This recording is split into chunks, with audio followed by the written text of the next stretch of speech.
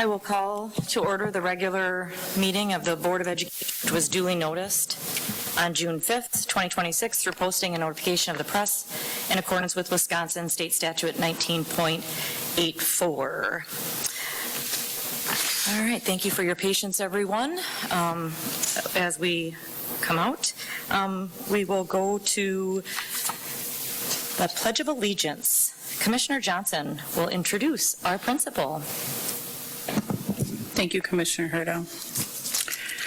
Today we have Sarah Brem, has been leading Jackson as principal since 2022-23 school year, bringing 15 years of rich educational experience into the role. Her diverse background includes serving as a classroom teacher in California and at Kennedy Elementary School here in Janesville, where she was named Teacher of the Year in 2018 and 2019. Sarah has also served as a summer school head teacher and an academic learning coach in the school district of Janesville. Under Sarah's leadership, Jackson Elementary has achieved remarkable success. State report cards consistently show the school exceeds or significantly exceeds expectations, and Jackson has also earned the DPI School of Recognition honor as a high-impact school for 2 consecutive years. In recognition of her outstanding leadership, Sarah was recently named Administrator of the Year for the 24-25 school year. Beyond her professional achievements, Sarah is deeply rooted in our school community, and she's a proud parent of a recent 26 Craig High School graduate and another child currently enrolled at Craig and 2 bonus sons. Thank you for the introduction. Good evening, Superintendent and members of the board. Tonight, I am incredibly proud to have 2 outstanding students from Jackson Elementary School here to lead us in the Pledge of Allegiance, brothers Rafael and Miguel Rodriguez Morones. Rafael is a 5th grader and Miguel is in 4th grade. And when I asked their teachers what makes these 2 brothers stand out, the praise was overwhelming. Their teachers describe Rafael as a hardworking, trustworthy, and studious student. He is a truly reliable and kind individual who steps up naturally as a positive leader among his peers. Miguel's teachers share that he is equally hardworking, honest, and responsible. He brings a wonderful sense of humor to the classroom, is deeply studious, and is always encouraging of others. So tonight, Rafael and Miguel truly exemplify what it means to be a Jackson Tiger every single day. So I ask that you please stand as they lead us in the Pledge of Allegiance. Go ahead. I pledge allegiance to the flag of the United States of America and to the republic for which it stands, one nation, under God, and indivisible, with liberty and justice for all.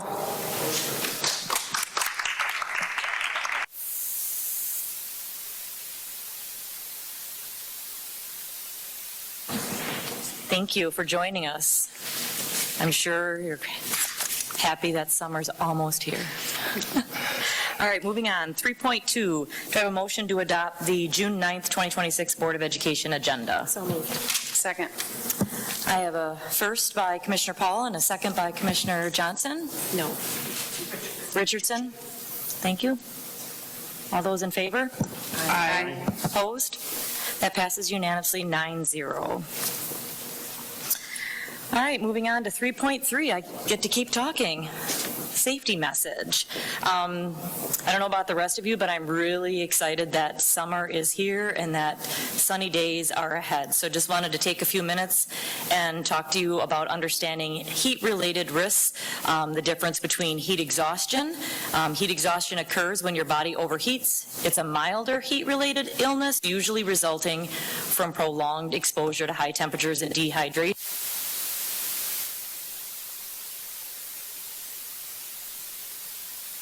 Muscle cramps, nausea, or cool, moist skin, as opposed to a heat stroke, which is a more serious condition and requires immediate medical attention.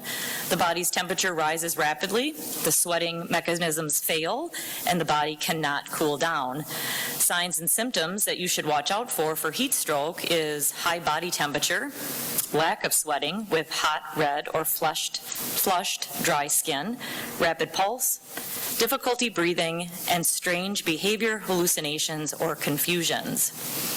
What to do? If someone shows signs of heat exhaustion or heat stroke, it's important to act quickly. For heat exhaustion, move them to a cooler place, indoors or in the shade, encourage them to drink water or a sports drink, and apply cool, wet towels to their skin or have them take a cool shower. For heat stroke, call 911 right away, and while waiting for help, move them to a cooler area and apply cool, wet washcloths or ice packs to their body. So some serious things for you to consider, especially when we have summer approaching us with June, July, and August, and even some hotter weather temperatures in September, to really watch out and stay hydrated.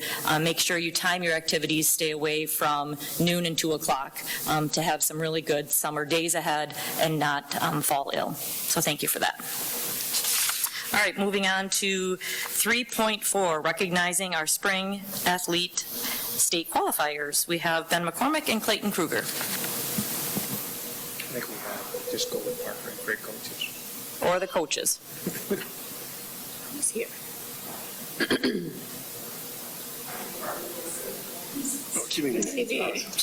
Okay, we're going to have Chris Medenwald Yeah, at I'm the gonna podium. pinch Welcome, Chris. Thinking about baseball, so I will introduce not the coaches for our spring state qualifiers at both Parker and Craig. And to start is Kat Riley, the Parker track coach.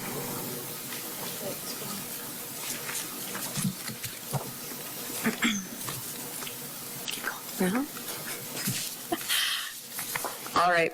Good evening. My name is Kathleen Riley, a Parker physical education teacher, volleyball coach, and head girls track and field coach. First of all, coaches and athletes of the Parker track and field team would like to thank the school district for supporting us this season, as well as our time at the state track and field meet. For the girls track team, we have Harper Brandenburg, Ramsey Brandenburg, and Elizabeth Larson. Unfortunately, Trista Anderson, Micaiah Smith, and Stella Brown could not attend tonight. I will start by providing some background information of how successful our season was. At the conference meet, we placed 6th out of 10 as a team. At the conference meet, Harper Brandenburg was a 3-time champion in the 100-meter dash, which set a new meet record, champion in the 400-meter dash, and part of the first place 4x400-meter relay team. That team consisted of Harper, Ramsey, Stella, and Trista. Those performances earned Harper the Big 8 Track and Field Athlete of the Year. Harper was also chosen as a WIA Scholar Athlete, in which only 32 students all around the state are selected. At the regional meet, we placed 3rd as a team. We had many top 4 finishes, which advanced us to the sectional meet. At the sectional meet, Harper won the 400-meter dash and set a new school record for the 5th time. Our girls 4x400-meter relay team, consisting of Harper, Ramsey, Micaiah, and Stella, Elizabeth Larson and Trista Anderson, placed 1st and broke our school record set in 1982 with a time of 4 minutes, 0.27 seconds. Our 4x400-meter relay team, Harper Brandenburg in the 400-meter dash and Trista Anderson in the 800-meter run, punched their ticket to compete at the WIA state meet this last weekend. At the state meet, Trista Anderson competed in the 800-meter run, placing 20th. Our 4x400-meter relay team placed 17th with a time of 4 minutes, 2.63 seconds. To give perspective on how competitive this field is, 2 years ago, our 4x4 team placed 7th with a time of 4 minutes and 6 seconds. This was Harper's 4th time qualifying for the state meet in the 400-meter dash. Harper ran prelims in the 400 in a time of 56.29 seconds, which was her 6th time breaking her own school record since her freshman year. And she earned a spot in finals on Saturday. During finals on Saturday, Harper placed 4th overall with a time of 56.33 seconds, which was almost 2 seconds faster than what she ran at last year's meet. These ladies are a perfect example of how grit and determination can reward you in many ways. Although our seniors, Trista, Harper, Micaiah, and Elizabeth, are leaving us, they have left a positive impact on the Parker track and field program. I would like to thank Coach Joe Dye for leading our sprinting events and coaching these ladies to the state meet. We're all very proud of them and all they have accomplished this season. Thank you.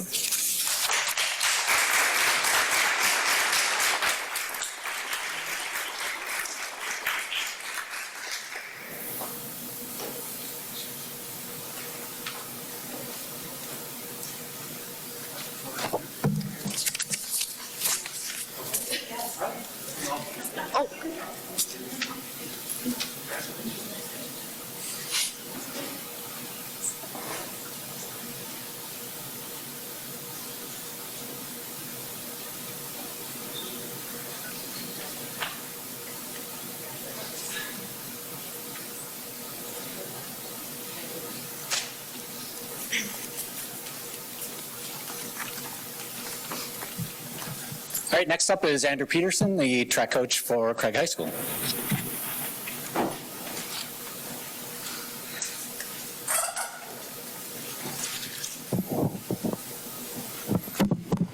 Sorry.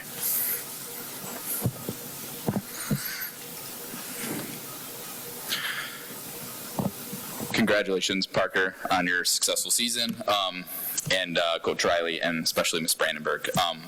I'm here representing the Janesville Craig track team. I'm Andrew Peterson. I'm just finishing my first season as the head boys and girls track coach, and I'm very grateful for the opportunity to speak to you tonight and recognize the accomplishments of our athletes. It's a privilege to present these student athletes who competed at the state track meet this past weekend. So the state meet, it's the culmination, as you know, of the high school track and field season. It takes place every season every year at Veterans Memorial Stadium up at UW La Crosse.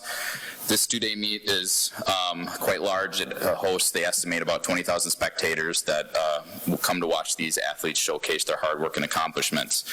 So this year we sent 12 athletes competing in 8 different events to represent our team, our school, district, and the community.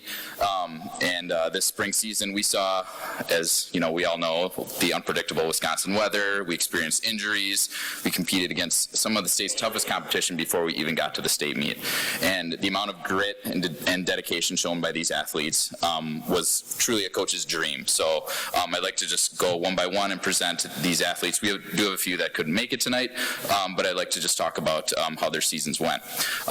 First, we have our girls 4x800 meter relay. So this team consisted of Zoe Ziegler, a junior, Kaylee Conway, a senior, Harper Innocenti, a freshman, and Lulu Coleman, a sophomore, with alternates Annabelle Richard and Brianna Grimstead. These girls, they're a close bunch who also run cross country together in the fall. They push each other to make each other better day in and day out. And we're thankful for Kaylee's and Annabelle's dedication to the program as they're seniors leaving our program. And we really look forward to Zoe, Lulu, Harper, and Brianna as they move forward, as they have a lot of talent as well. So congratulations to those girls. Next, we have Molly Cunningham. She qualified in the 3,200 meter run. She's a junior, and she's an incredibly hard worker. She puts in a lot of miles. She pushes herself every day to make herself just that much better. And she's also one that's going to come back for her senior season to keep building upon her impressive junior year. Then we have Liv Schober. Liv Schober, she qualified in the girls' 300-meter hurdles. She started competing in this event later in the season, and we just found that it was a perfect fit for her. So she, on her 4th race ever, she ended up breaking the school record. So she, that's pretty exciting. And we know, as she's only a junior, that her senior year we have a lot to look forward to, as that record is probably going to come down again. Then we have, on the boys' side, we have Caden Higbee. He qualified in the boys' 110-meter hurdles. So he is a senior, and Caden, he set some major PRs this season due to his hard work and the amount of time that he puts into his practice. He plans on competing in track next year at UW-Platteville, so we look forward to his successes next year, too. Not joining us today is Alex Lawton. So he qualified in the 100-meter dash. He is actually up at an orientation for college today, and he's a senior, obviously, so he is actually no stranger to the state meet, as he's competed in relays the past few years up at state and has his name on the record board on the 4x1 and 4x2. And this year, Alex was plagued by injury, but he worked his way back, earning his first trip to state as an individual. So he'll be playing football at UW Oshkosh next year, and we hope to see him running track too. He says he's undecided. Then we have Rhett Thompson, who is now here with us tonight. He qualified in the 800-meter run. Rhett, he is a junior and showed a lot of continuous growth throughout the season. Whenever he encountered tough competition in meets, he ran with those faster kids. He kept up with them, and he continued to PR all the way to state. He's an incredibly tough runner, and we look forward to sending him again next year for his senior season. And then lastly, we have Nathan Dascom. Nathan Dascom, he qualified in the long jump and the high jump for state. He's a senior. He achieved a lot of success this year. He Went to the indoor state meet, which is in early April, kind of ends the first part of our season when it's still pretty chilly outside, and he placed 5th in the long jump at indoor state. Then he continued to put his hard work in every day, all season long, with his determination to get to the outdoor WIA state meet. And so he did, and then 2 events. And this past weekend, he competed against some incredible competition, including a new state record holder. He made the podium, and he placed 6th place with a medal in the long jump, with a jump of 22 feet, 3 1/4 inches. So Nathan, he's going to continue to show that he's not going to slow down, as he's going to compete next year at UW La Crosse on their track and field team. In all, track is a sport that doesn't always receive a lot of the attention, but, these kids, they every day they put in the work at practice, late meets, we don't get home till midnight sometimes, and we have to tough out some pretty crazy weather conditions and bus rides. So it makes for a long season, but these kids, they kept their noses to the grindstone, knowing that they could achieve something special if they kept at it, and they surely did. So thank you for the opportunity to recognize these athletes tonight, as they truly are deserving.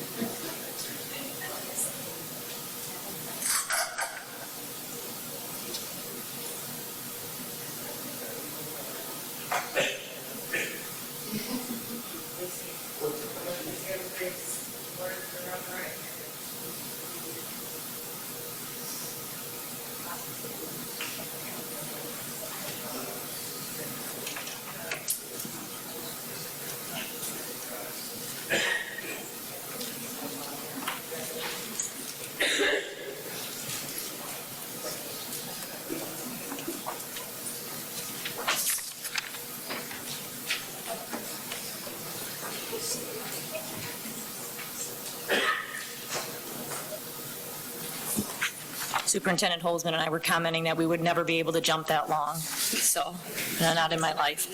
But I do want to thank also, behind every student athlete is also supportive parents. So I'd just like to do a shout out to all the parents too. Students, you might have gotten home at midnight from a bus ride, but it's your parents who were waking you up at 5:30, 6 o'clock to tell you to go to school the next day. So thank you, parents, appreciate it, and thank you for your support.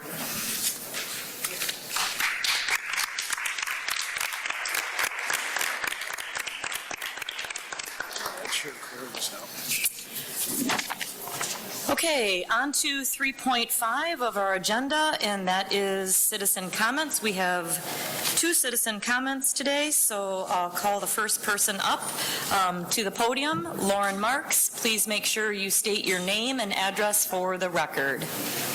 And you'll have 3 minutes to address the board.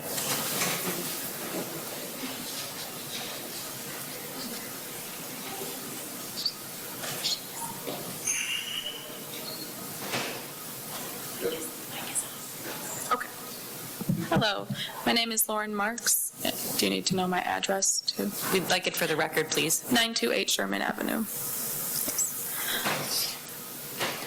Okay, just take a deep breath. Good evening, members of the school board, superintendent, and fellow community members. I am standing before you tonight not just as a taxpayer or a staff member, but as a member of a family.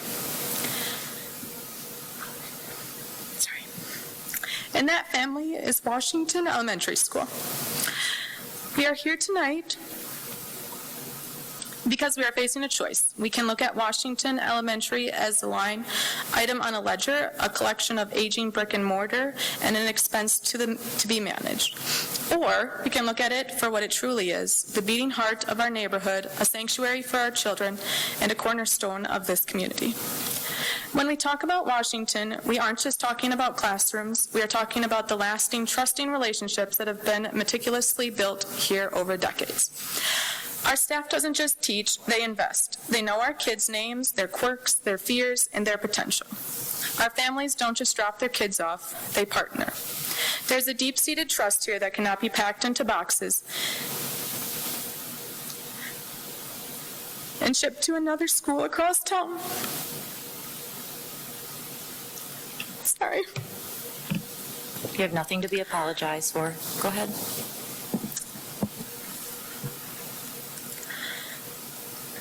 You cannot simply redistribute that kind of culture. If you choose to postpone renovations to Washington, you aren't just moving students, you are tearing apart a family.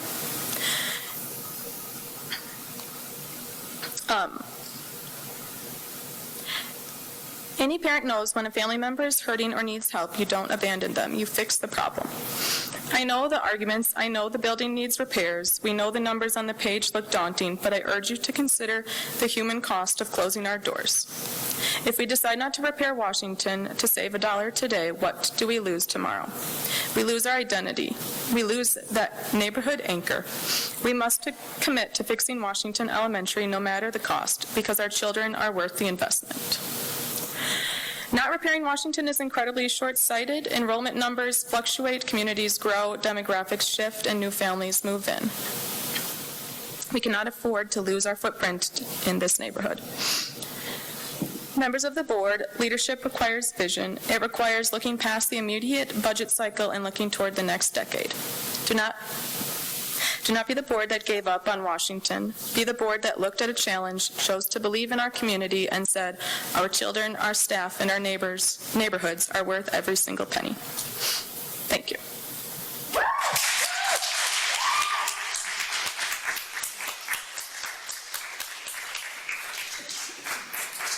Thank you, Lauren. We have another citizen comment, Michelle Gazzardo. Did I say that correctly? Please state your name and address for the record. Michelle Gazzardo, 557 North Pine Street, Janesville. I have 5 children. My 2 youngest children attended Washington. I'm a substitute kitchen helper for the district, and I am a small business owner. I live about 2 blocks away from Washington, and I provide before and after care in my home for Washington students. I mainly provide care for families who only need part-time care and who cannot afford the YWCA's program. I am speaking on behalf of those 16 families. If Washington is not repaired, or something worse, the financial burden that it would put on these families and mine would be unbearable. One of these families is seriously considering moving if Washington were to close permanently. I would like the board to please consider the ripple effect and the total number of families that would be affected if Washington is not repaired. Thank you. Thank you, Michelle.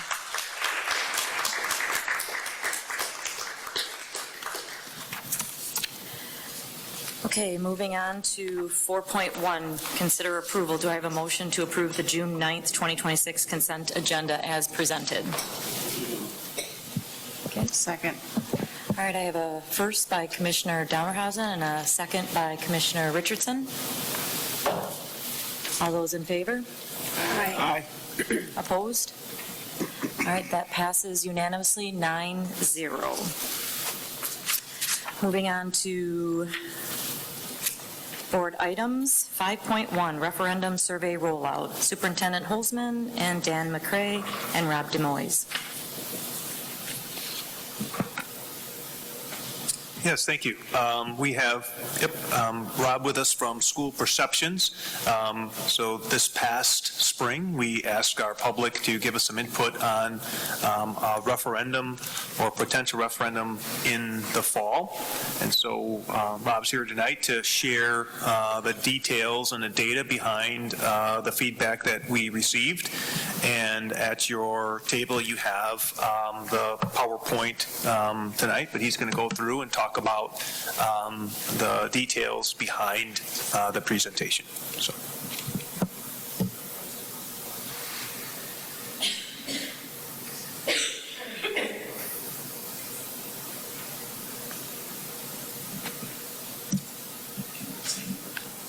Terribly.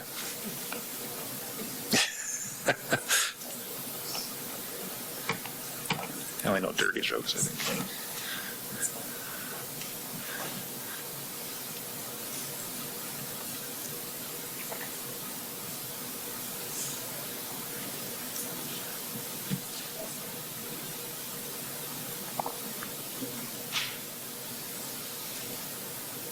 Good to go?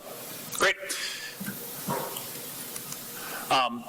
So I'm going to go through your report this evening. My name is Rob Demise from School Perceptions. I'll introduce myself very briefly and who we are. I was actually in front of you about 2 years ago or so. We'll talk about that. But I want to begin with the table of contents for you because we're not going to spend the same amount of time on each of these slides.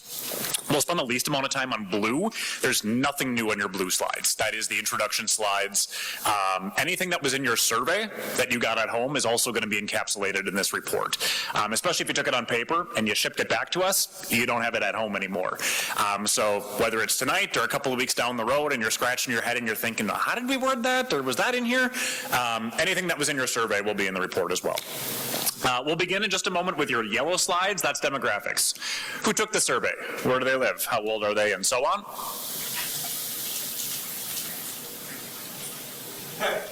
She thought you were asking. Yeah, but thank you for taking the survey. I appreciate it. Yes. Oh, thank you. Yes. I don't have the power to check, actually, but I believe you. We'll spend the most amount of time on results and analysis. That's in green, and then I'll leave time at the end for wrap-up and questions. So as you just heard me say, my name is Rob Demise. I'm the Vice President of Research at School Perceptions. My colleague Scott and I were in front of you, I think it was about 2 years ago, for your joint operational and capital referendum survey. We got our start, I guess this is our 25th year in business, and our mission has never once changed in that time. We want to help you as educational leaders do three things. Those three things being gathering, organizing, and using data to make strategic decisions. In those now 25 years, we've conducted over 3 million staff, parent, student, and community surveys, all in the name of school improvement, and we've helped more than 1,400 school districts nationwide. About 418 or so of the 421 in Wisconsin we've worked with to navigate exactly what you are doing, what you have been doing, what you will be doing, the long-term strategic planning and referendum planning process. So, about you. Your survey closed up on May 22nd, so in that time, the data has really quieted down. We've gotten a little bit, a handful of surveys over the last few weeks that we've entered and honored as they were postmarked on time. But the point is, you ended up with north of 4,000 respondents, 4,154, which is actually about 33% more in raw numbers than you got a couple of years ago. That's the magic of a survey being half the length of it was. Your survey in 2024, obviously there were 2 questions to test. It was 8 pages. Your survey this time around was 4 pages. And the shorter the survey, the more likely people are to take it. So just to contextualize that a little bit, the research gold standard, when we look to do, or when any researcher looks to do a survey, you want to reach a 95% confidence interval with a 5% margin of error. In other words, what that means is you want to be confident that if you ran your survey an infinite number of times, you could be 95% certain that the final result is in plus or minus 5% of what the broader community thinks. Regardless of all the math behind that, to reach the research gold standard, you needed 381 surveys. So you outperformed that by a factor of about 11 or so. So point is, you have more than enough data to represent your taxpayers in the school district of Janesville. The margin of error, then, it's an unfortunately named statistic because you have absolutely no control over it. It is really a function of how many people you have in your community to survey. So when we're working with some of our partners in far northern Wisconsin, they may have margin of errors that push 10% because their populations are so small. We're working with a suburban Minneapolis district right now that has about 79,000 households. Their margin of error is less than 1. So there's absolutely nothing you can do about that other than make Janesville bigger, which is certainly outside of your purview to do, but nevertheless, I will revisit that number. So if you want to give that a little asterisk or a circle, I will come back. For our intents and purposes today, it can be about 1.5%, but we will revisit that in a couple of slides. Age breakdown.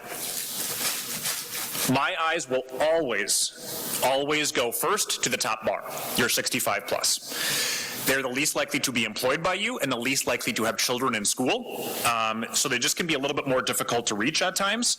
But you are overrepresented in your survey data relative to the proportion of 65 plus in your community. And I'll say why that's important in just a second. But when we look at the school district of Janesville's boundaries, so not just Janesville itself, but any other municipality or boundary line that feeds into your schools, 24.6% of your community is 65 plus. 41% of your survey takers are. Now, the reason I say that overrepresentation is okay is because you're also going to be overrepresented by 65 plus on any given election day. 65 plus are just more likely to vote than 18 to 24-year-olds, no matter where you are, Janesville or otherwise. So the fact that you're overrepresented here means that you're probably more closely mirroring what you would see on a November or April ballot. We also asked, is your primary residence in the school district of Janesville? Now, a natural question here would be, well, why would a printer send it to people who don't live here? Which is a good question. A couple reasons for that. One, your staff are under no requirement to live within the district boundaries. They could commute in from elsewhere. They get the survey. If I own property within the district, I have a P.O. box. I may not live here as my primary residence, but I do get the survey. And that's intentional. You may have teachers that have been employed by you for 35 years. Maybe they're alumni. They're very influential members of the community. We want them to take the survey, but for anything that is relative to a referendum, we have to focus on your voters because they are the ones that control an election within your district boundaries.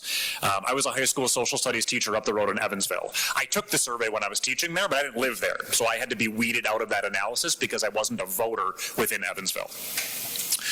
So moving forward, and anything that affects a ballot or something that would happen during an election, we're going to focus on the 88% that said yes.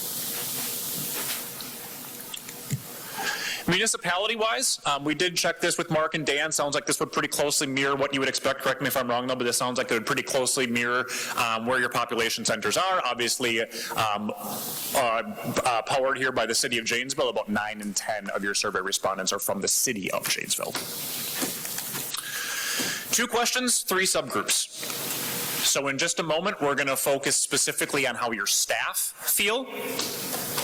We'll focus specifically on how parents feel, but by far the biggest group representing the most voters is the no of this group, the non-parents, non-staff. And again, these 2 questions are how we're going to get to those 3 subgroups. The final demographic question.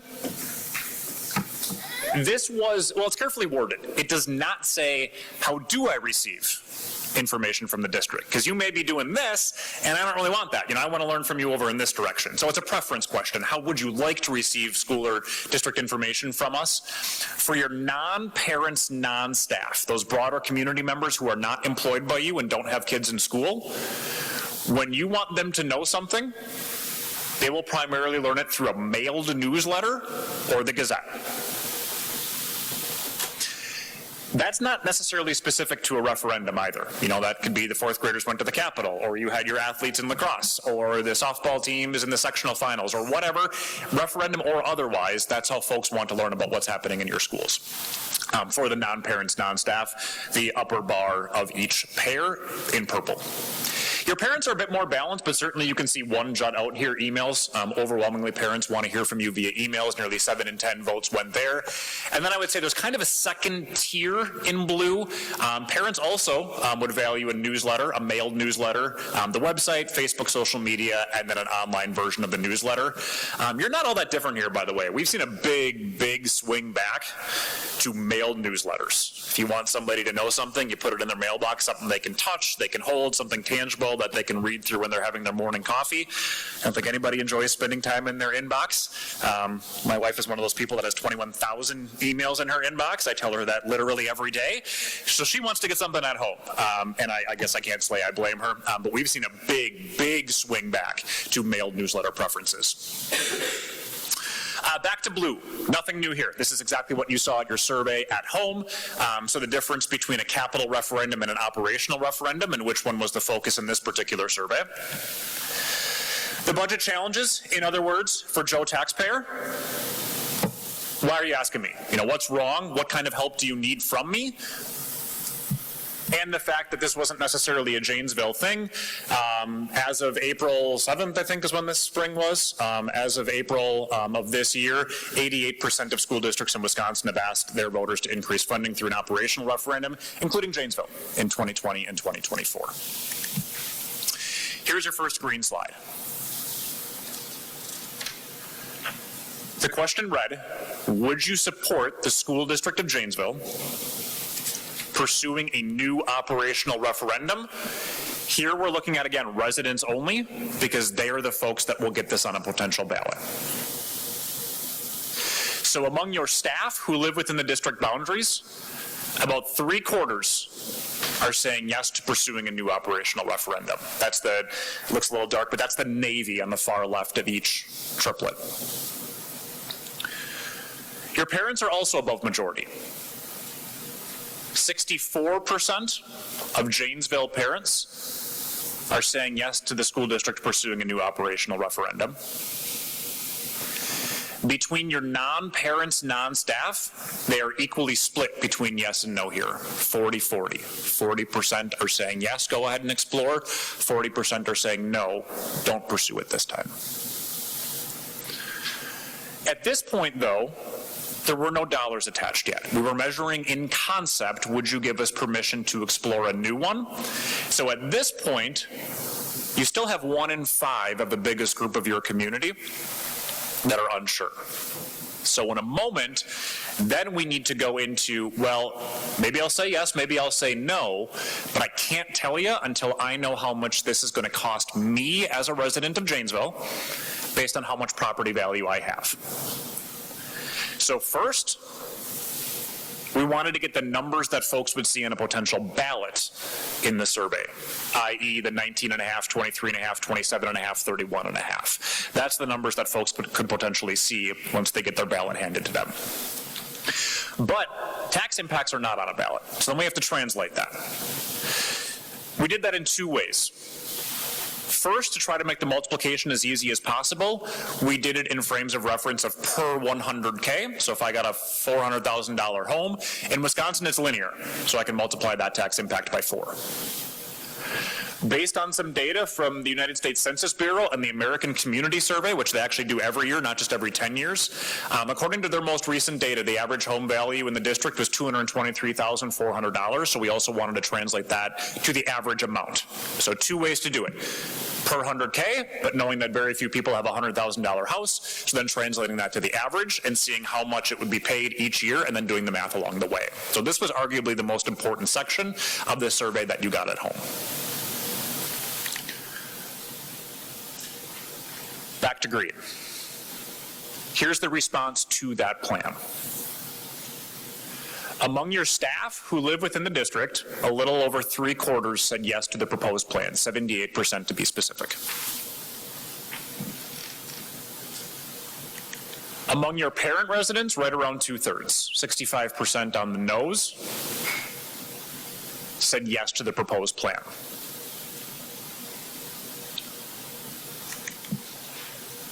Among your non-parents, non-staff, your undecided declined from the first green slide that we had up, and they began to move towards the polls. Some sorted up, some sorted down.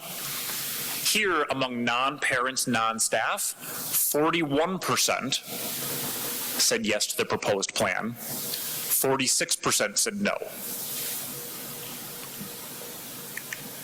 Those groups are different sizes.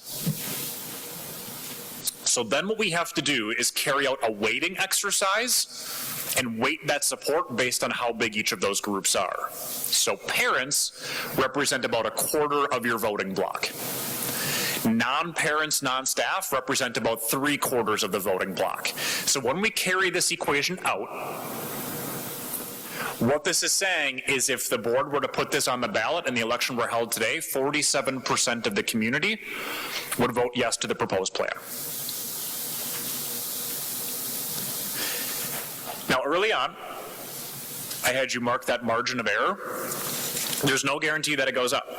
There's no guarantee that it goes down, but that's the plus or minus nature of a margin of error, and that was at about 1.5%. So even if it did go up, this question as proposed would remain below 50%. Interestingly, and I didn't catch this right away, my colleague Scott pointed out that this is almost exactly where you were for your capital referendum base plan before the number went down a little bit. And it was at 169, I think we tested, and you went for 151.8. So it declined by about 18 million or so. So anyway, pointed that out because I didn't catch that the first time that we looked through your data together as a team. But before you lowered the cost, this is kind of, if you were on the board at that time, this is where the support for the base plan was before that number was lowered. So kind of interesting mirror. I don't know if that's coincidence or not, but kind of an interesting mirror from where you were just a couple of years ago for your capital plan.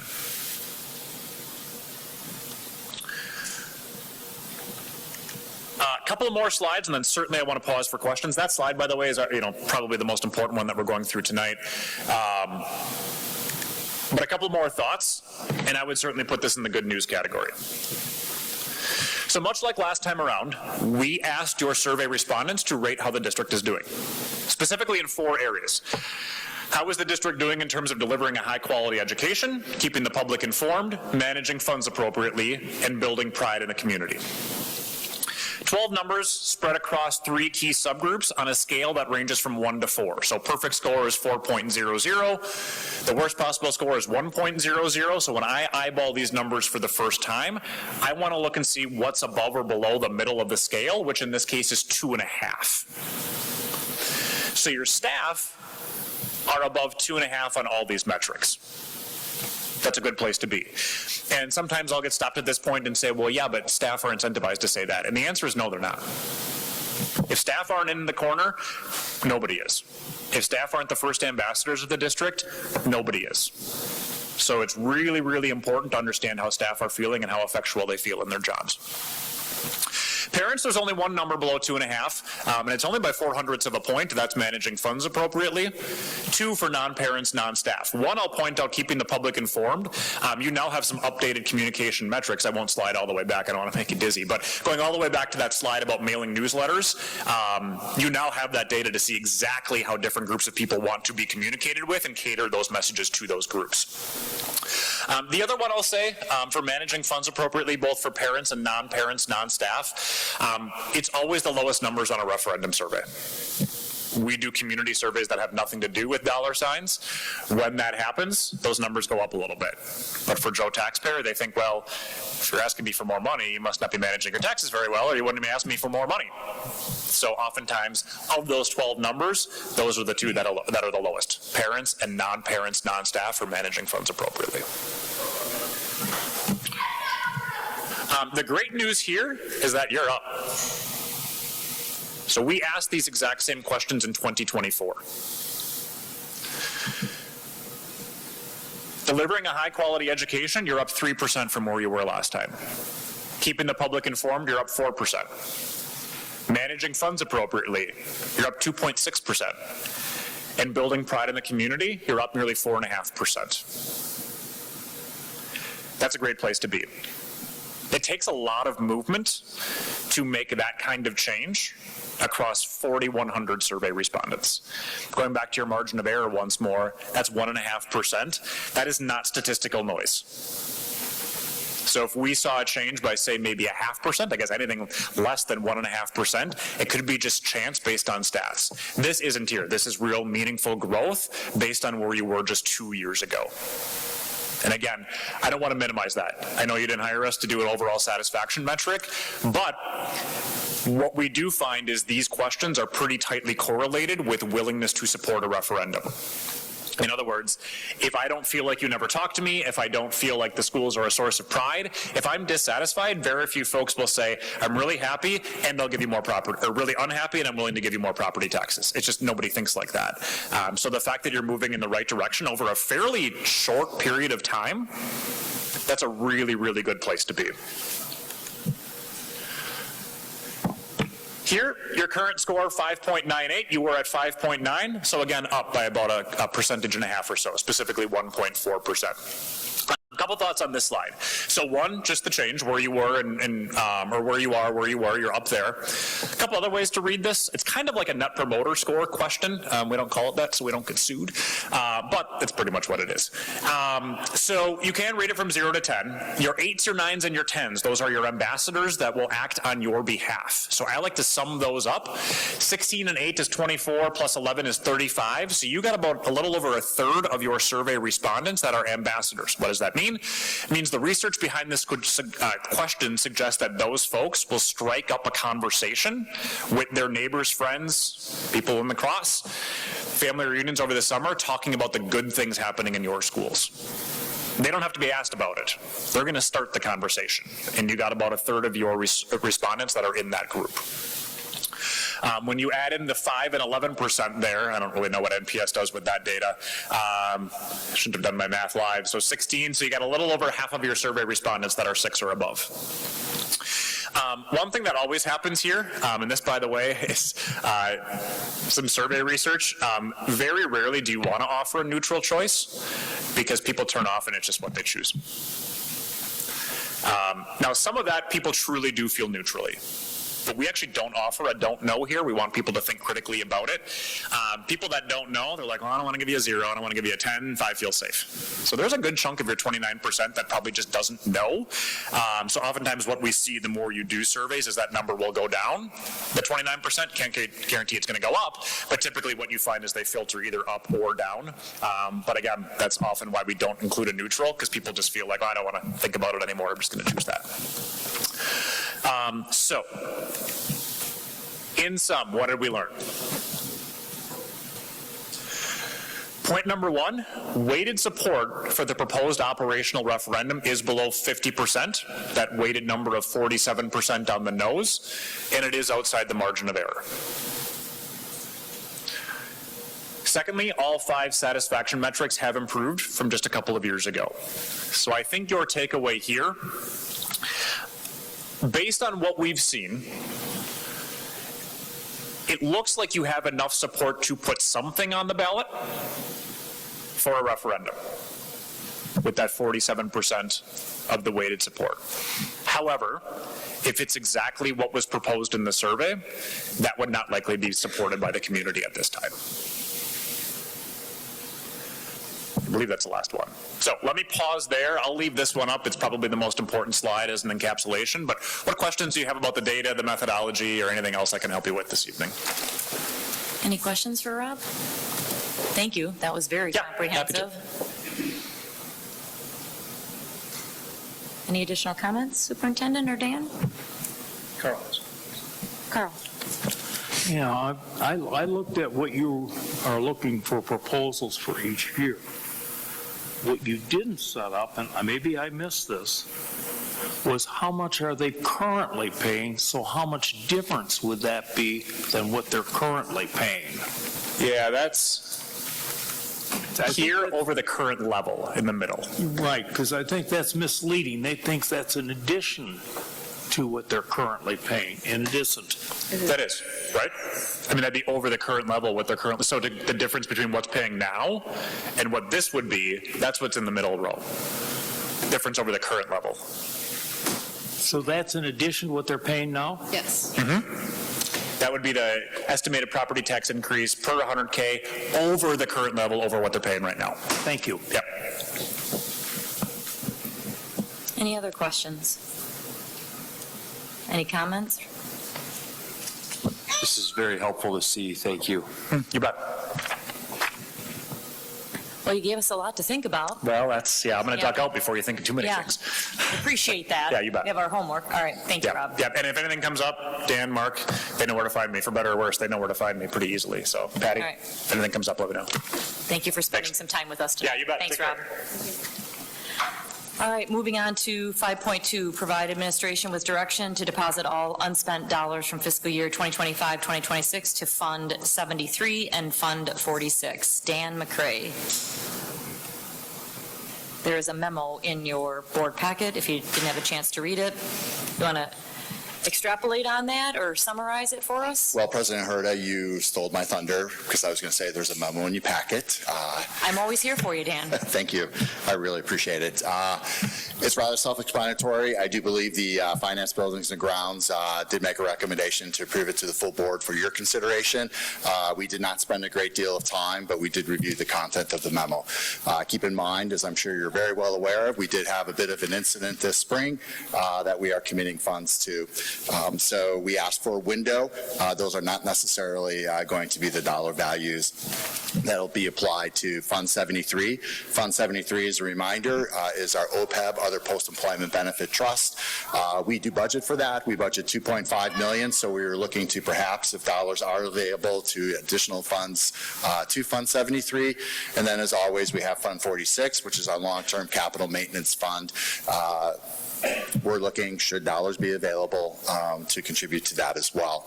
If there are dollars beyond those contributions, that goes to fund balance.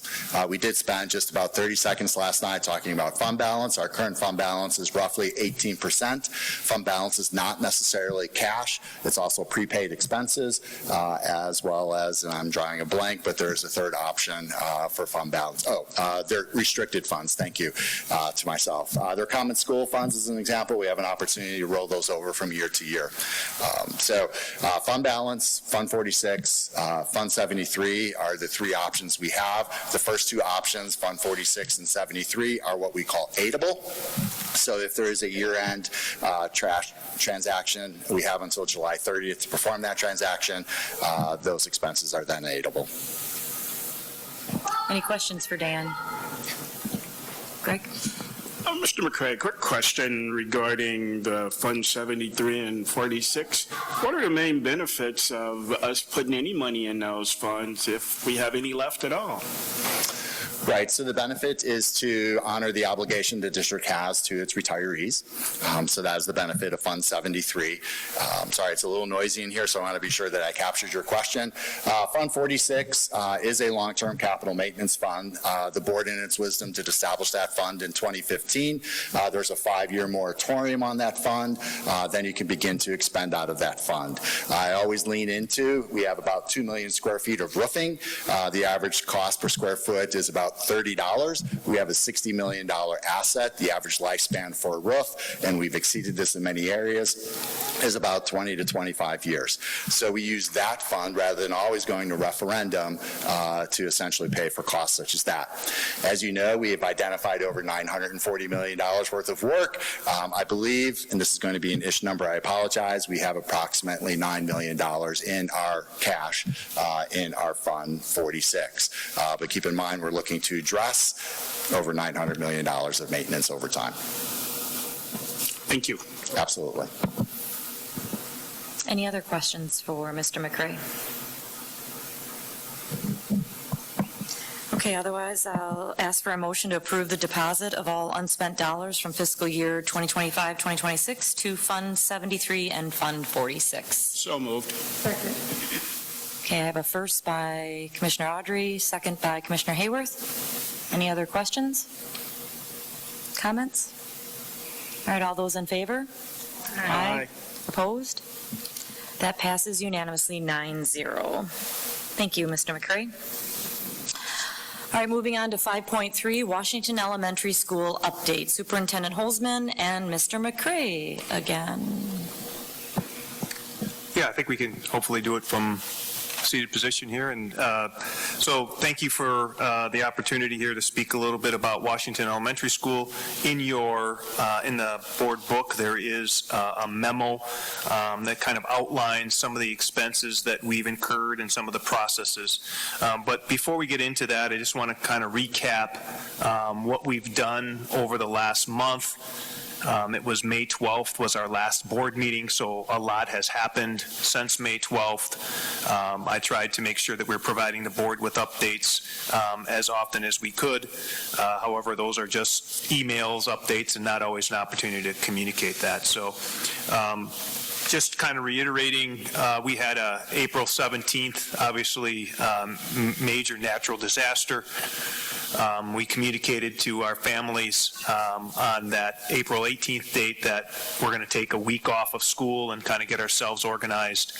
At that time, we spent the week trying to figure out how we were going to educate the students, and we moved students to Adams and Madison, K3 and to 4-5. The rationale behind that was the locations. They're neighboring elementary schools, and they're close, and they had some space.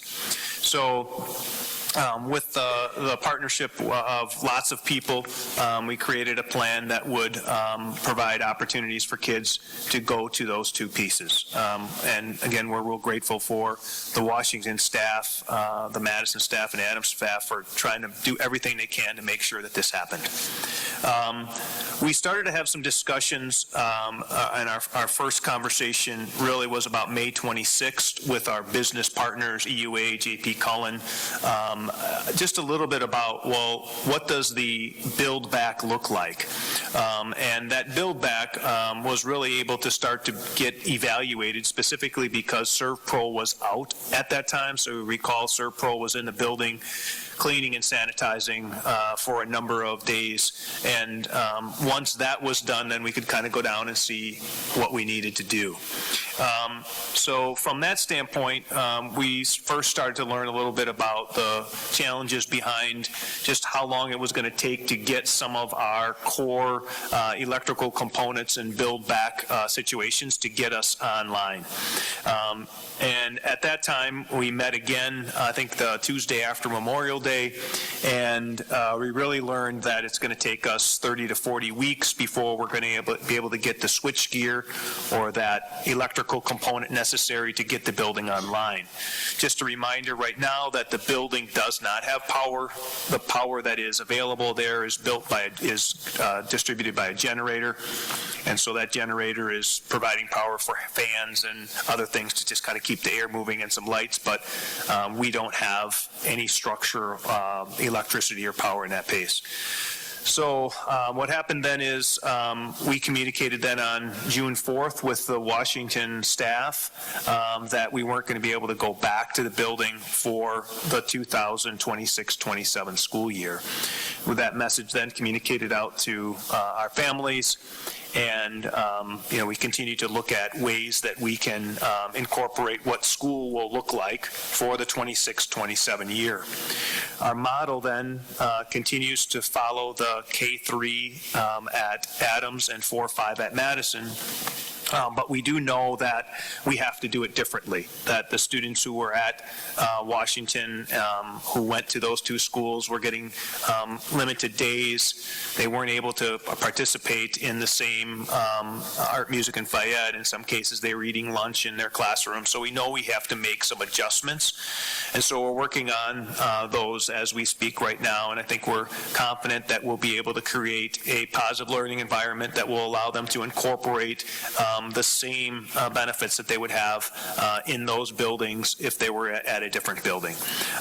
And so as we work through that, we want to be able to communicate with the parents. So we've scheduled a meeting tomorrow night to talk to the parents a little bit about what it looks like, what the school will look like, what the transportation potentially would look like, and then give them an opportunity to give us some feedback in a survey that would change a little bit about the dynamics. The major change right now is trying to make sure that we provide family units together. So currently we're splitting kids no matter what. So if you're in kindergarten, first, second, third grade, you go to one building. If you're fourth or fifth grade, you go to another. What we're proposing is to provide families a one-stop shop. So if I have a fifth grader and a first grader, you can go to one building. If I have third graders and a second grader, you go to another building. So we're going to ask for feedback specifically on that. So that we can make sure that our students have a learning environment that is positive. We know that we have, our goal is to be able to work with our staff, specifically the Washington staff, so they can follow the students as they have before. And most of that will be in place as soon as we know if the parents want to follow the model that we're providing. And if they have some differences, we may have to make some adjustments, but we should know that in a timely fashion. As we then look at what we're planning for or what's next, we have to take a look at the long-range planning specifically for Washington, and we have some time to kind of look at that. We had a Finance, Buildings, and Grounds meeting last night, and some of the board members were able to take a look at the Washington, what it looks like and what the build back would be, and what the time frame looks like. One of the things that we have to, I think, keep in mind is that Washington is part of the referendum, but they are also part of 2B of the referendum. When I say 2B, it doesn't mean to be or not to be, but it's A, B, 1A, 1B, 2A, 2B. And there is some timelines that we have to consider if we want to start school back in August of 27. And those timelines are ordering the materials and resources necessary in order to provide time for J.P. Cullen and our builders and EUA and our architects to make sure that we have something done. If we do move forward, we have to do that in a timely fashion so that the materials can be ordered, so that they can get them in place, and so that we can move forward. If we decide not to move forward, then we have to decide, well, what does the long-range planning look like, and how will we distribute or potentially redistribute the boundaries of Washington? So the information that we're providing in here tonight is really just kind of some background. It goes through a little bit of what our expenses were. If you look at the response, you see that there was $803,000 spent on some of the cleaning, not just at Washington, but the majority of it was there. We had other buildings that had water. We see that there's some insurance coverage, but that was to the tune of $150,000. And we also know that we have to stabilize the building, and then that's a big piece that is probably notable. Stabilize means that we have to infuse power into the building so that we move air, so that we don't get mold or other things that happen without anybody being in there. And obviously that's something that takes energy and power and equipment in order to do that. So right now, we have a generator. I think I'm looking at Dan. We're leasing that or renting that from our. Hang on, I think I got this. ServPro. We're actually transitioning as well to Colin to take over because we have a more affordable rate with Colin than we do with ServPro for the leasing of the generator. Yeah. And again, that generator provides temporary power, as you saw. I mean, you need flashlights and those kind of things to make it happen. So that needs to occur as long as we are going to go in and out of that facility, and as long as we're going to have to, no matter what. We also have to get heat to that building. So right now, no one's worried about heating the building, but obviously between now and October, November, December, we can't have the building freeze. That obviously would cause significant damage throughout. So then we have to make sure that the generators or whatever we have there gets hooked up to our HVAC system so that we can heat the building at least to a level, even if people aren't occupied this year, to a level that won't allow it to freeze and cause irreparable damage. So the purpose of tonight is just to provide an opportunity to either have engagement, ask questions, have conversations. We have a workshop planned next week to have some more conversations and give you some time to just think about what you saw and what the dollar amount were. But I'll lean into Dan and see if there's any additional information he thinks that we want to share, and then I'd open it up to questions or comments. Yeah, thanks very much. I think just, I'm sure you get it, but a point of clarity is we're not waiting on stabilizing. That process has begun, right? So it's not as though, well, we'll wait and see what the workshop brings, and the board's attitude is we need to get a jump on that. Not every element is currently moving forward in stabilization, but for those of you who attended the tour, for those who are perhaps watching or listening, the air handlers are already being cleaned, right? So there's other things that are beginning to occur. We have a green light. We've provided a green light on stabilization as quickly as possible. We know we have staff returning because they need to move out to their new buildings. So we need to have that environment as conducive or as best as possible while staff are in there. So that's the fire alarm system. We don't want to have to do a fire watch, right? So I think our approach administratively, if I may, I think I shared this with the group yesterday, is to provide as best of environment and best of a process We're not going to have an elevator come August. It's just not going to happen for us. So how are we moving things? We need administration to plan so we can provide the best experience as possible as our staff are grieving, leaving, and moving on to their new teaching and learning environments.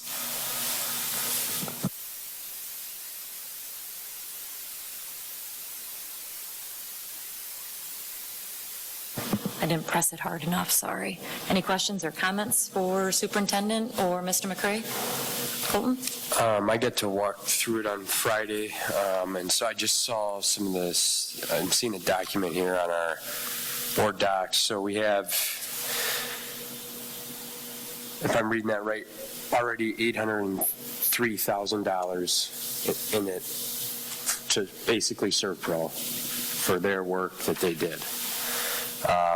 And then we have an additional $350,000 just to make it stable. What is the number that we're looking at? I saw some things there on Friday, but I can't remember the exact numbers. But, you know, I know that damages and repairs were going to be in the 7 figures. So I just want to know that number. Yeah, very fair question. I think we'll probably ask for a little bit of grace, so I'm going to give you an ish number, right, because we're still fine-tuning that value. Keep in mind, these are rough order of magnitude or ROM numbers. They're not bid numbers, so that's also a factor. I'll give you again, there's lots of layers. Now I'm going to sound evasive. That's not evasive because we'll say restoration and stabilization, as you noted, stabilization. The restoration is most likely north of $3 million. Right now, there are also ongoing costs beyond that. So, for example, if we're transporting students next year, right, there's going to be transportation costs. Right, we're already in the process of replenishing certain supply items as well. We've lost everything in arts. We lost everything in physical occupational therapy. We lost every piece of, well, not every piece, but a vast, vast majority of custodial. So there are costs above and beyond student nutrition. Right, so when we're looking at that number, and I think that's probably, again, we appreciate the grace, is we'll have a tighter number in a few weeks come that workshop, which I guess is next week already. But this is also, right, leaning into, I know Mike Johnson is here. We have valued partners. He consults those partners to try to get as best of a rough estimate so we have planning values, numbers as we move forward. And the key word about that is, if I remember correctly, it's unbudgeted money for the repairs. Correct. That's our challenge. The $803,000, which is why that I referenced that value earlier in terms of our contributions. We're still ironing things out. Why do we have dollars available at the end of the year? Oftentimes we have unfilled positions or expenses are running lower. It's really what we're looking to allocate at year end is less than 1% of our overall operating budget. And our overall operating budget is approximately $152 million. So a lot of things are happening at year end. We know we will have dollars. As you noted, the 805 will just round up. We're committed to that. We've actually paid those bills already. We're still finalizing transportation bills from Van Gelder. A quick shout out to Van Gelder. They've been very accommodating and a good local partner. So we're very appreciative of their effort. We've also had some generous contributions from Dollar General, as well as even the VFW Auxiliary has been stepping up. So there's been small contributions. We're reserving some of those contributions, not for remediation, but really for a return to school, staff, and student use. So sorry, very long answer, but there's lots of pieces. It's unbudgeted. The only potential item we have budgeted is the switchgear. Because if we were looking to invest the $11.6 million in Phase 2B, with the addition of a chiller, we knew we needed additional switchgear, right? So we could say, well, we're going to use what we call Fund 49, which is our referendum-approved funds, to purchase that switch gear. Other than that, we really don't have a lot of options. Thank you. Absolutely.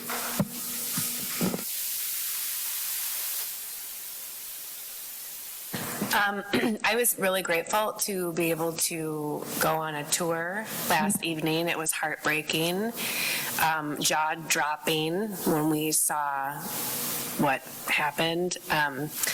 I'm attempting to not become emotional because this is just, it's an awful situation. So many families have been impacted as a, almost lifelong Janesvillian. I know countless people who have worked or grew up at Washington Elementary. Having been affiliated with schools here my entire life, and we're finishing up at Adams with our final kid, and I was thinking today as we had our clap out about those Washington kids who won't have their last day there. So, just know that there's so many people that are feeling this. We all are, and there's countless efforts that have happened. I'm so grateful for the leadership and the hard work behind the scenes from so many people and the flexibility and understanding. There's no one saving us, right? Like, there's no check from the state that's coming our way to bail us out. There's no check from the feds that are bailing. I mean, is there any money that's coming to help us? Because there's big bills that we're going to have to figure out how to pay. There are. You're absolutely correct. And not to correct you, Commissioner Paul, Governor Evers has applied for federal emergency relief. That's a long process, right? And so we have no idea what that potential outcome is. It's kind of like free beer tomorrow. Right? Is it coming? Tomorrow. We'll see. So I just want to, your assertion is very fair. There is a chance going, but I wouldn't bet on that chance. And so we're just going to have to really cross all of our fingers and toes and elbows and say our prayers that money comes through for us. So let's hope. Thanks for answering, because I think that's something that a lot of people are wondering. Another thing I know there's families that were affected and their homes were ruined as well as their school life was ruined. And so it's just a real sensitive time for so many people. And I'm so grateful for the thoughtfulness that's been put in. And, I do want to say to families or staff members, if there's something that you feel like, we could really use this, or this could have been done differently, or just let us know, because if there is something that was overlooked, it certainly wouldn't have been done intentionally, and we want to continue to be as thoughtful and considerate as we can. So please, don't hesitate to get in touch with administration or whomever makes sense to talk to work through that question or concern that you might have. And again, thanks for this update. Any others? Sorry, I didn't add this, but Yeah. Again, I just want to say thank you to Mark, this entire team to my right. Your guys' work to make this happen in a short amount of time, and the Washington staff, the Adams staff, the Madison staff, everyone working together to turn a crisis and do the best we can to finish out the school year just shows how remarkable the team we have. And without you guys, we wouldn't have been able to do that. So thank you very much. I'll echo that. I appreciate the leadership. I also want to thank the community partners. Mr. McCray, you talked a little bit about Van Gelder being a great community partner, but I know there were nonprofits that stepped up to help with our families and students while we were out of school. I mean, it does, I think I've said this over and over again, that it takes a village. And so when entities like Dollar General step up and want to help, I do want to reiterate, if other organizations or entities want to help, it should be a coordinated effort. I just had a conversation today with an organization that wanted to do a drive, but they really didn't know what to do the drive for. So I'll have a conversation with Superintendent Holzman about that, and what does that look like? What are the needs? So that it's a little bit more coordinated and effective. So, but a shout out to all of the, what I'll call first responders, our facilities and maintenance staff. They are sometimes the unsung heroes. So I really would like to acknowledge all of the work and effort that they put in, because as Commissioner mentioned they had incidences also at their homes. And so they probably left their homes to help with the schools. So I can't thank, this is where I will get emotional, Superintendent Holzman's leadership and how quickly he activated everyone, because he does have a great team and he empowers that team. None of this, all of this wouldn't have gotten done had that empowerment already existed within the staff and the leadership, no matter what level of employee you were, because you're all leaders within your own entity. So just thank you for all of that.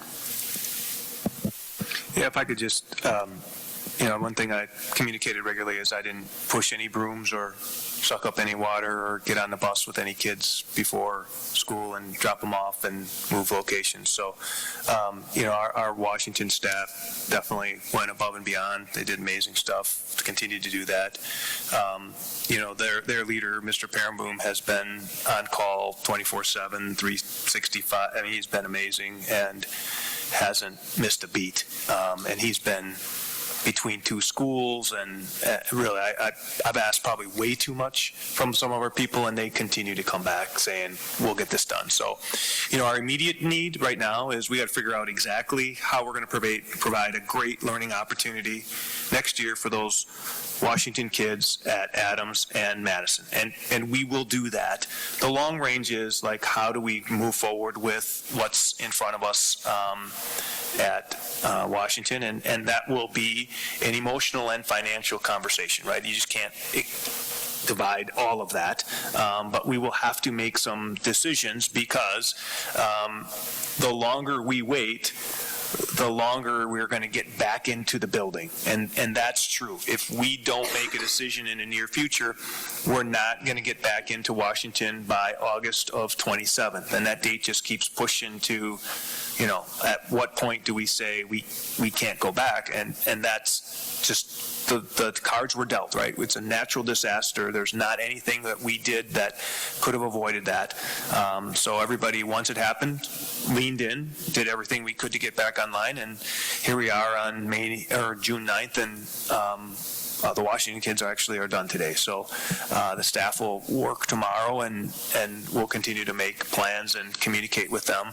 I'm committed to getting feedback on what it looks like, and we know it'll be different. It needs to be different, but we will create an opportunity that will be similar to what students should get in the school district of Janesville. So thanks for the support from the board, and I mean my team too. I mean they've done amazing stuff. I mean, and when you think about things, right, like the curriculum was a thing, right? Like, how do we get IT and, the Chromebooks over there, and somebody had to organize the moving, and I didn't do all that stuff. Like, our people did that stuff, and, so that's why we're in the people business, and that's why we can say thank you to the people who are working behind the scenes, people who are with the kids every day.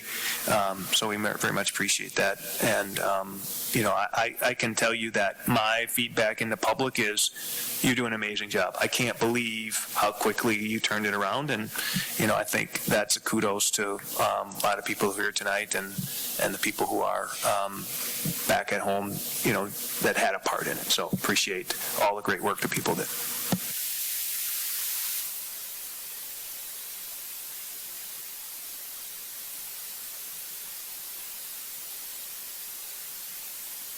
I gotta learn to do that. The Personnel Policy Curriculum Committee report.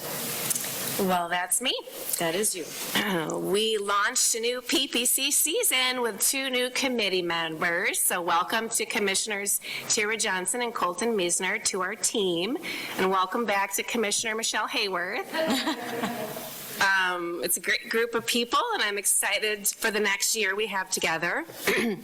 We started with a presentation focusing on staff excellence, and that was made by Carrie Mickelson from HR along with Wayne Boardman. 2 main subjects were addressed as newly implemented strategies to allow SDJ to more closely evaluate areas of strength as well as growth opportunities.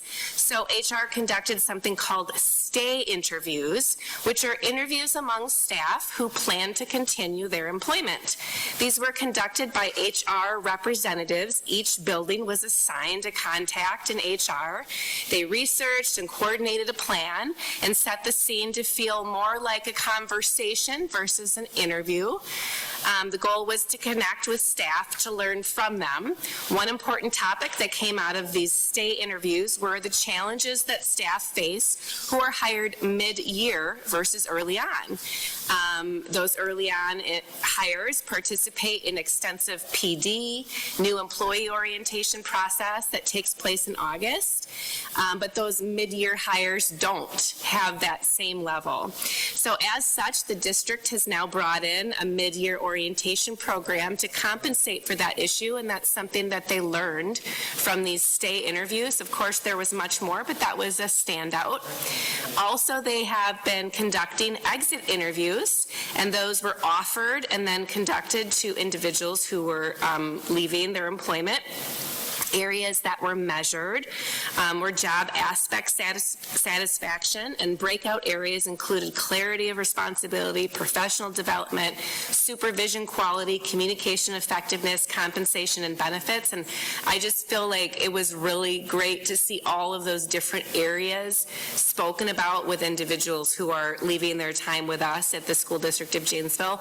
I think it's important to note that both in the stay interviews and exit interviews, that while of course individuals would be sharing their information, they'd be kept confidential so that they didn't have to worry about someone reporting that so-and-so from a certain school was sharing.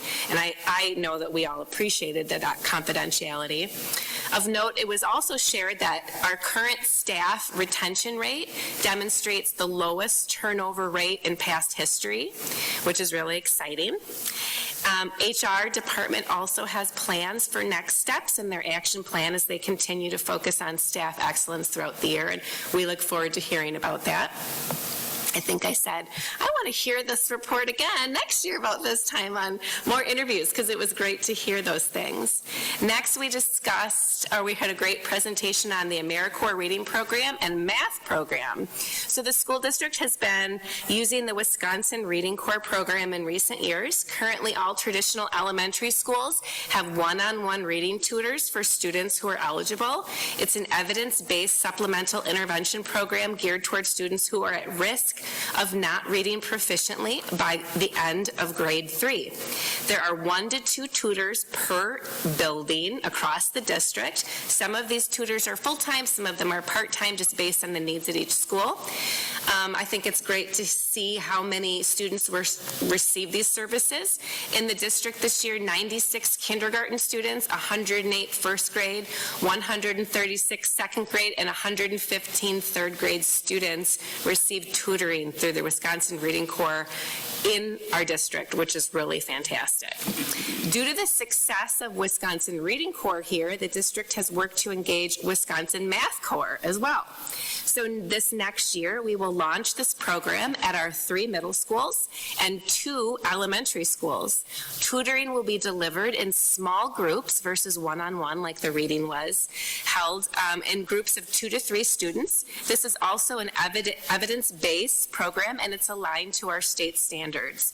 Assessment data will be used to identify students, and will focus on numbers, operation standards, as well as fact fluency. And we're really excited about this opportunity and can't wait to hear about what comes for student achievement through bringing this program to our district. Okay, next, Jamie Brown shared a general benefits department overview, especially with our new committee members, along with just a recap over the year, and then a look into the focus for our next school year. So not really any new information for our board. Also, I want to share that we will not be holding a July PPC meeting, so nobody show up here in July because it won't be happening. But our next PPC meeting will be held on Monday, August 3rd, Kennedy Elementary School. I do want to note that we will be tweaking the time slightly to a new start time of 4:45. Of course, when the invitation goes out, you'll receive that, but I just wanted to alert everyone. We want to make sure everyone can get to our meetings, and we'll kind of trial that to see how that works. But for this point, please make note in your calendar that we will be meeting the first Monday of every month, tentatively tentatively at 4:45 until otherwise noted.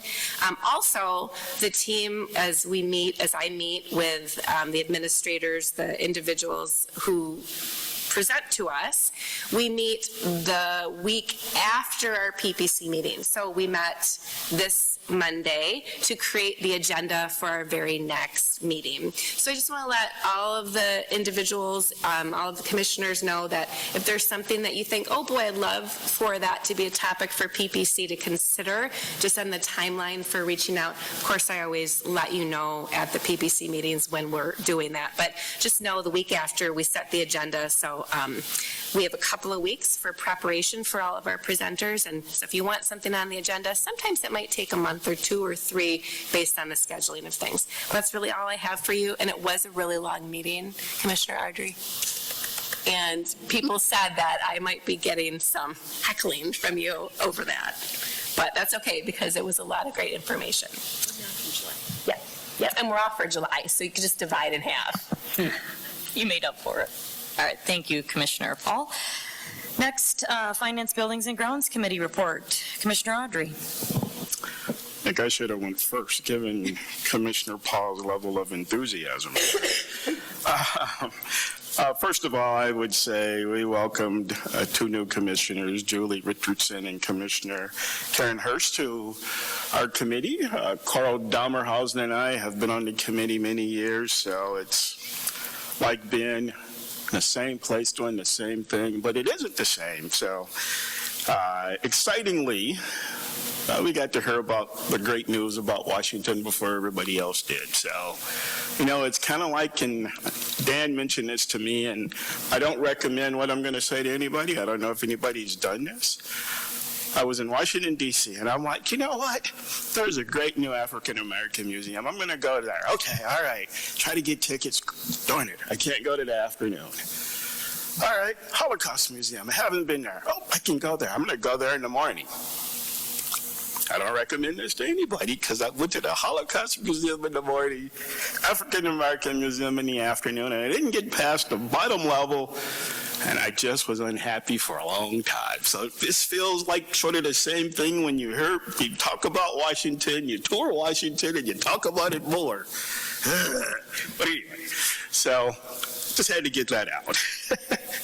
Now, as we come up out of the murky water and talk about really fun stuff, referendum work still continues, and we're really going to jump into it. Fortunately, we've had great partners, EUA and Cullen, to lead the way for that, but this summer we'll be busy with working at 6 buildings as part of bid package 1A.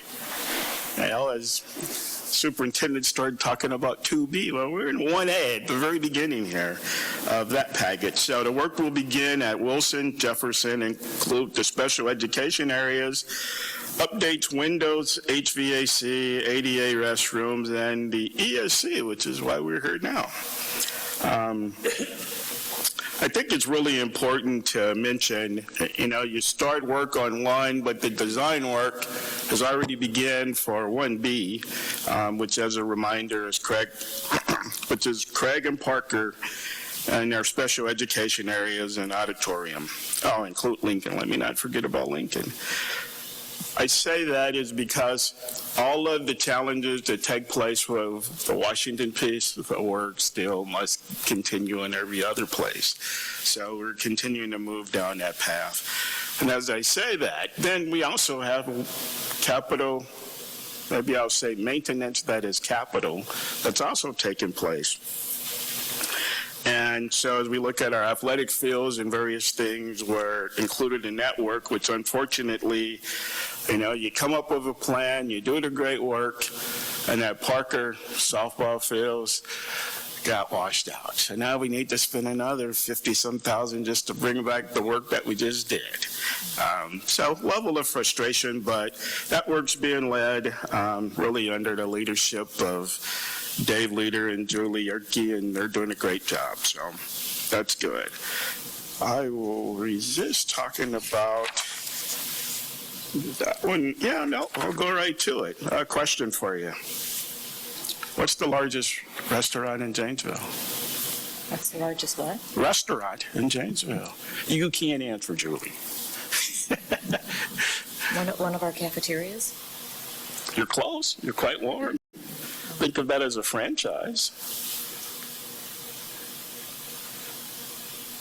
Like one of our high school cafeterias? That would also be another franchise. The School District of Janesville. Correct. Yay! And I get what for answering correctly? Good job. Good job. Lunch at the school of my choice. That works. Right. Yeah. Now, I think it's important as I say that, and it's just one of those highlight points of the food that we do serve, and what do we do every day. So the budget that we go through is about $6 million. There is no other restaurant that does that, particularly to the level that we do. So I just wanted to point that out. Now, the reason why this came up is we've already taken action to pass on the student pay meal increases. I'm talking about that because it can highlight some of the great benefits. And the National School Lunch Program actually celebrates its 80th year in existence, so that's awesome at this point. I also think as we talk about the lunch programs and student paid lunches, when we think about, how many schools is that? Anybody have any idea how many schools that we have student paid lunches? Trick question, because there are many schools that the students don't pay anything. Do we know how many schools that fit into that program, the community, how could I lose the word right now? I got to call on Mr. McCray. CEP, Community Eligibility Program. Eligibility Program, that was it. I forgot the E. Any idea? Okay. Right. Only 2 schools that actually have student paid meals. There are 10. The 2 schools are we sitting in one? We are. And any guess what the other elementary school would be? Are you talking about only elementary schools? Well, as a start. Okay, well, Roosevelt? Nope, not Roosevelt. Roosevelt is, Harrison is the other. And out of our three middle schools, which one would we think would have student paid meals? Marshall. And Marshall. So I just say that out of the thousands of students, the majority of them, they eat for free. They eat for free. Now, is it really free? Breakfast and lunch. Everybody gets free breakfast, universal free breakfast for everybody. But for lunch specifically, the majority of the students eat for free. Now, it's not free to all of us, but I say that because we as adults, I don't know if we can go to any place and get a better meal than go to the schools and spend $5 and you eat pretty darn well. So I'd encourage us to do that. So we ticked up the student paid meals just a little bit. So out of those few little schools, the projected increase is about $37,000. And that's just to keep up with pace of all of the other cost increases. So we hope that that is enough as we look to those things. Let's see, lastly, do we really want to talk about budget? Anyone want to talk about budget? Or is it too early in the year to talk about budget?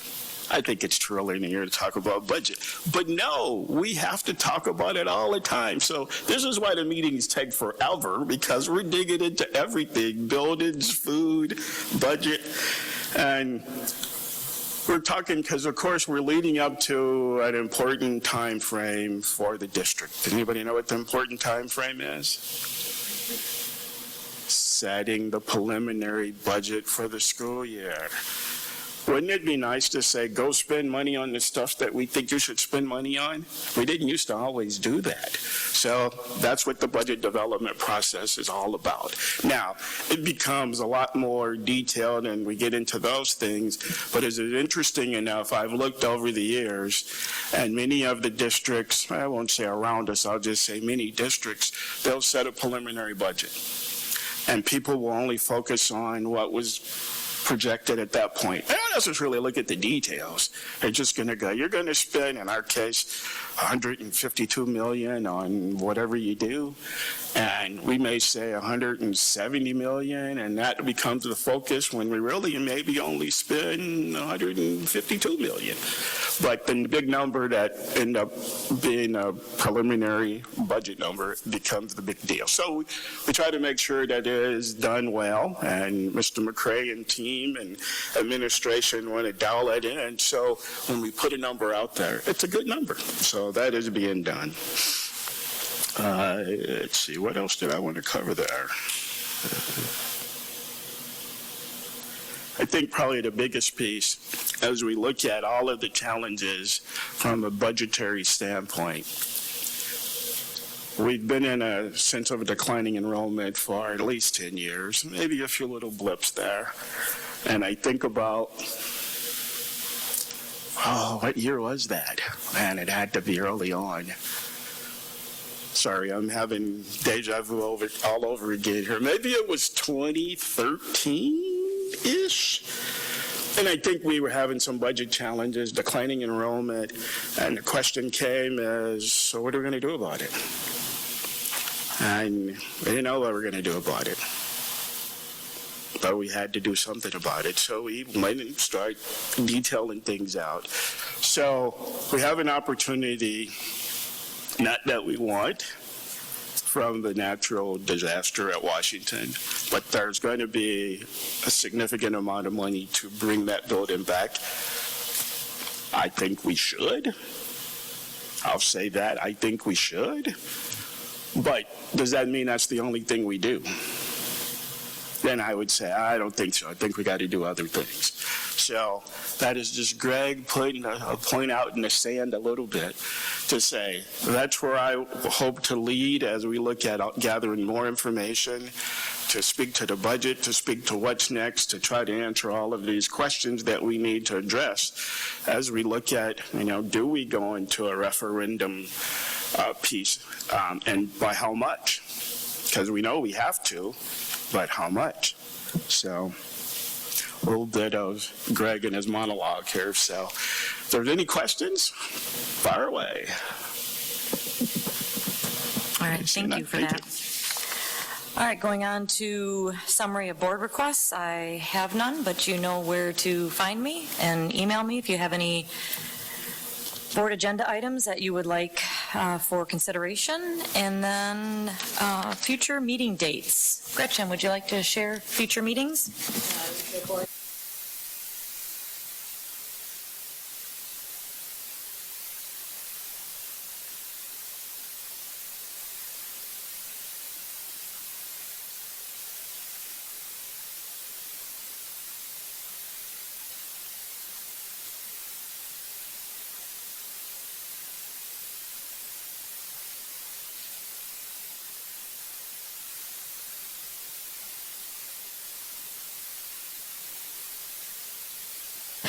So I'll just repeat that just to make sure I heard it correctly. There's a Board of Education workshop on Tuesday, June 16th at 5 p.m. at Parker High School. Finance, Buildings, and Grounds is taking the month of July off. You are not. Okay, no. So that's Tuesday, July 7th. I thought you were joking, but you're not. 5 p.m. at Kennedy. And then our Board of Education meeting is Tuesday, July 14th, 6 p.m. here at Kennedy Elementary School. I would be remiss if I did not thank Kennedy Elementary School for hosting us while the Educational Services Center is under construction and renovation. So thank you for opening up your doors and letting us be in an elementary school. I think it's important for school board members. If you haven't stepped in an elementary school, or now we get an opportunity to be at Parker High School. So just thank you for welcoming us and letting us have our board meetings here in the future until the ESC is back online. So with that, we'll adjourn.